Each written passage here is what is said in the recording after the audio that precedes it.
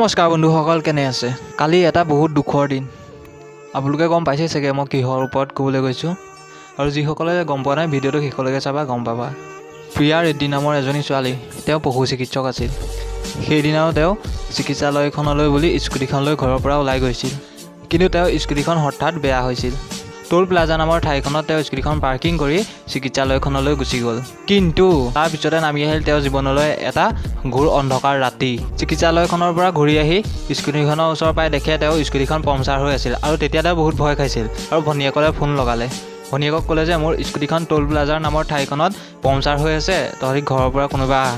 আৰু তেনেকুৱাতে কেইজনমান লোক তেওঁৰ ফালে আগবাঢ়ি আহিল আৰু তেওঁ ভনীয়েকক ক'লে যে মোক সহায় কৰিবলৈ কেইজনমান লোক আগবাঢ়ি আহিছে। তেনেকৈ কৈ ফোনটো কাটি দিলে। আৰু লাহে লাহে আন্ধাৰো হৈ আহিছিল, ওচৰত তেনেকৈ কোনো মানুহ নাছিল। তাই ভাবিছিলে যে সেই লোককেইজনে তেওঁক সহায় কৰিব আহিছিল, কিন্তু সেই চাৰিজন লোকে তেওঁক সহায় কৰিবলৈ অহা নাছিল। তাইক ৰেপ কৰি জ্বলাই দিছিল। অলপ টাইমৰ পিছত ভনীয়েকে ফোন লগাই চুইচ অফ পালে। তাই কেইবাবাৰো ট্ৰাই কৰাৰ পিছত পুলিচক লৈ সেই ঠাইডোখৰ ওচৰ পালেহি। কিন্তু ভনীয়েক যেতিয়া পায়হি, সেই ঠাইডোখৰত কোনো মানুহ বা ছোৱালী নাছিল। এটা মৃতদেহ পৰি আছিল জ্বলি থকা। চিকিৎসালয়খনৰ কোনো এটা পশুৱেও হয়তো তেওঁক আজিলৈকে কামুৰি পোৱা নাছিল, কিন্তু এই লম্পট কেইটাই তাইক কামুৰি মেলি বিভিন্ন অত্যাচাৰ কৰি জ্বলাই দিছিল। আজি কেইদিনমানৰ আগত এজনী সৰু ছোৱালীক ৰেপ কৰিছিল। সেই ৰেপাৰকেইটাক ধৰিলে নে নধৰিলে আজিলৈকে একো সত্যই নাপালোঁ। আৰু প্ৰশাসনে কয় যে আমি অতি সোনকালে ৰেপাৰক ধৰি ব্যৱস্থা ল'ম। কিন্তু ক'ত ব্যৱস্থা লৈছে, কি ব্যৱস্থা লৈছে? এজনী শিক্ষয়িত্ৰী স্কুললৈ যাব নোৱাৰে, এজনী ছোৱালী নিজৰ কামলৈ যাব নোৱাৰে। এইবোৰ আৰু কিমান সহ্য কৰিব? আমাৰ প্ৰশাসনে কিয় ইয়াৰ ওপৰত ব্যৱস্থা নলয়? আৰু এইবোৰ কিমান সহ্য কৰিব? কিবা এটা ব্যৱস্থা লওক। এই ৰেপাৰবোৰক ধৰি যদি ফাঁচি দিয়া হয়, অন্ততঃ 1% হ'লেও ৰেপাৰৰ সংখ্যা কমিব। আগতে ফাঁচিৰ ব্যৱস্থা আছিল বন্ধুসকল, বহুত ভাল ব্যৱস্থা আছিল সেইটো। দুখৰ মাজতো এটা ভাল খবৰ আছে।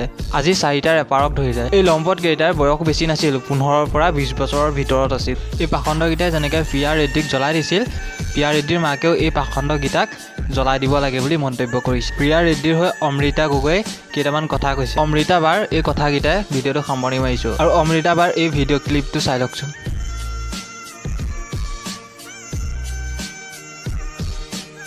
আৰু কিমান দিন সহ্য কৰিম আমি এনেকুৱা ধৰণৰ অত্যাচাৰ? সমগ্ৰ মানৱ জাতিক পুনৰবাৰ লজ্জানত কৰি, পুনৰবাৰ সকলো পৃথিৱীত আচলতে যিমান বেয়া শব্দ আছে সিমান ক'ব পৰাকৈ পুনৰ কেইজনমান মানৱৰূপী পাষাণে হত্যা কৰিলে, ধৰ্ষণ কৰি হত্যা কৰিলে আন এগৰাকী নাৰী প্ৰিয়ংকা ৰেড্ডি।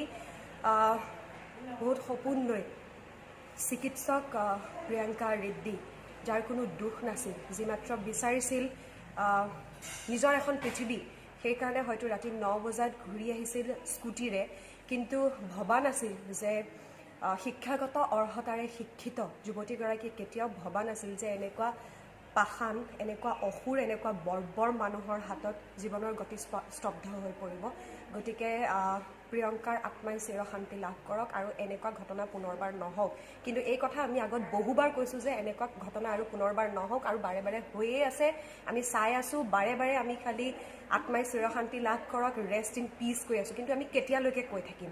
গতিকে ন্যায় লাগে। আচলতে প্ৰত্যেকগৰাকী ছোৱালীয়ে সুস্থ মগজেৰে ঘৰৰ পৰা ওলাই যোৱাৰ আৰু ঘৰলৈ ঘূৰি অহালৈকে এখন সুস্থ পৰিৱেশ আমাক লাগে।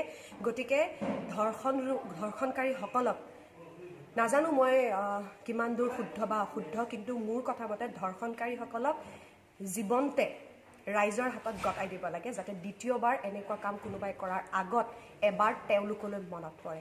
প্ৰিয়ংকাৰ আত্মাৰ শান্তিৰ কাৰণে তেজপুৰ প্ৰেংষ্টাৰ্ছ এণ্ড ইডুপিয়ৰ ছ'চাইটিয়ে তেজপুৰত আজি গধূলি এটা বিশেষ অনুষ্ঠানৰ আয়োজন কৰিছে। তেওঁলোকে প্ৰিয়ংকাৰ বাবে এগছি বন্তি জ্বলাই তেখেতৰ আত্মাৰ চিৰশান্তি কামনা কৰিছে। গতিকে মই অনুৰোধ জনাইছোঁ আপোনালোক আটাইকে আগবাঢ়ি আহি সন্ধিয়া 4 বজাত জাহাজ ঘাটত এই অনুষ্ঠানত সহযোগিতা কৰিবৰ বাবে ধন্যবাদ।